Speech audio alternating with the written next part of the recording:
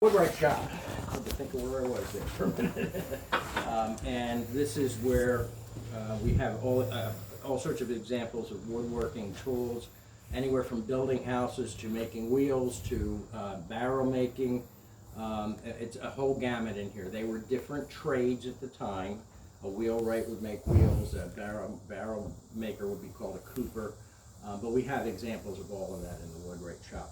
One of the things that we're doing lately is making cedar shingles, and this is something they would do outside, and I definitely have it set up to do.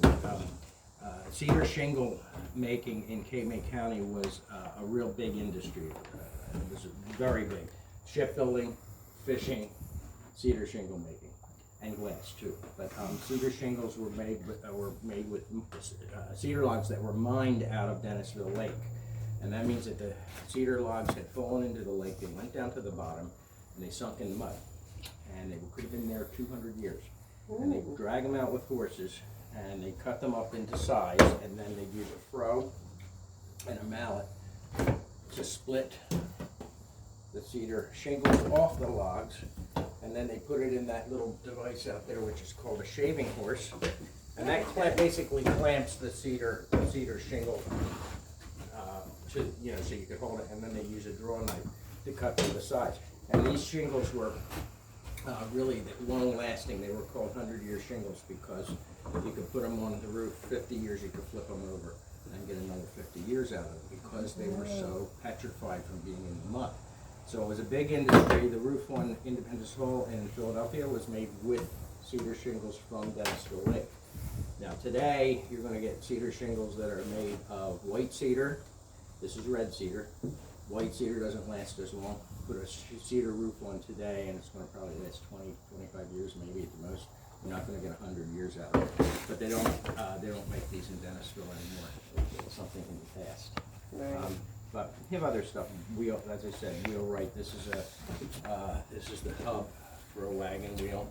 And just showing an example of how it would be done. But they would cut this out with a lathe, use a mortising chisel to cut these out. Then the spokes would go on. Then they put the wood into place to make the wheel.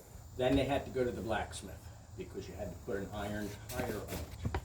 And the blacksmith would make the tire, just a thin piece of iron, and then he'd heat it up red hot, and they'd pound it onto the wheel and pour cold water on it, and it would shrink that tire right to the wheel.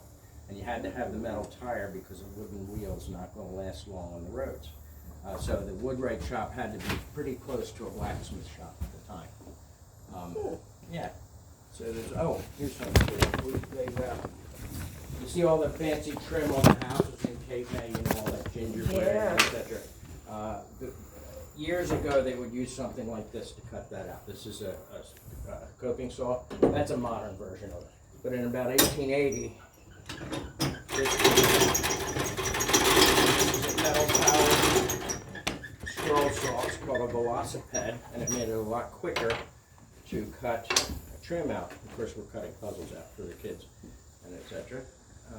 So the Industrial Revolution started to creep into the little town, small towns, and etc. So they had machines like this, 1880, later 19th century, and even this one. This is a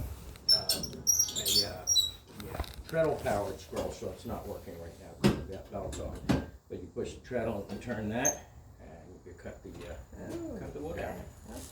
So we have a little bit of modern stuff. This is modern for the village.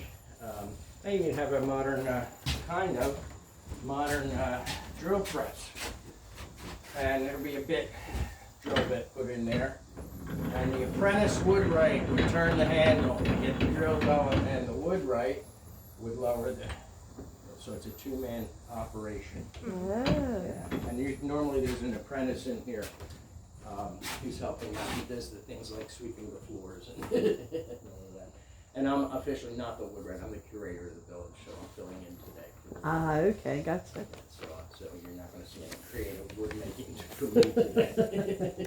Well, thank you. Well, you're welcome. You enjoy your day.